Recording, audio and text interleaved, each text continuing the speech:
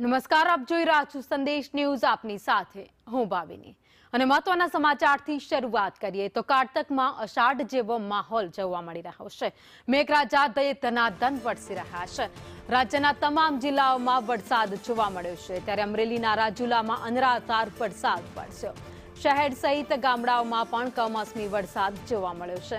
તો લોટપુર ગામમાં જવાના રસ્તે ખેતરોમાં વરસાદી પાણી ભરાઈ ગયા છે. ઉચૈયા ગામે 50 જેટલા ખેત મજૂરો અને બાળકો વરસાદી પાણીની વચ્ચે ફસાયેલા છે. તો રાજુલાના ધારાસભ્ય હીરાભાઈ સોલંકી પણ પહોંચ્યા છે લોકોની મદદે.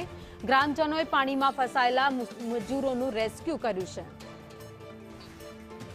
વધુ અપડેટ સાથે સંવાદદાતા જૈનિક સોજિત્રા મારી સાથે જોડાઈ ગયા છે. જૈનિક, અત્યારે હીરા સોલંકી ધારાસભ્ય ત્યાં પહોંચ્યા છે લોકોની મદદે, તો કેટલાક લોકો પાણીની વચ્ચે હજુ પણ ફસાયેલા.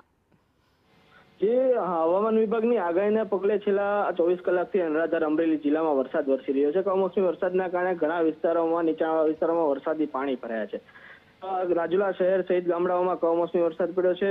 રાજુલાના ઉચૈયા ગામ છે, જેમાં 50 જેટલા ખેત મજૂરો પાણીમાં ફસાયા હતા.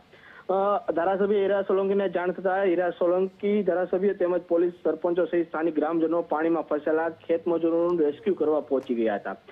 ફસાયેલા તમામ મજૂરોને સલામત રીતે બહાર કાઢી ટ્રેક્ટર મારફતે સુરક્ષિત જગ્યાએ સ્થળાંતર કરવામાં આવી રહ્યું છે. હાલ રાજુલાના ધારાસભ્ય હીરા સોલંકી હર હંમેશા છે તે લોકોની વહારે આવતા હોય છે.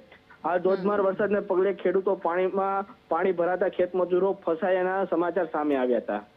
હાલ તમામ 50 જેટલા ખેત મજૂરો અને બાળકોનું હાલ રેસ્ક્યુ કરવામાં આવી રહ્યું છે. આભાર માહિતી માટે.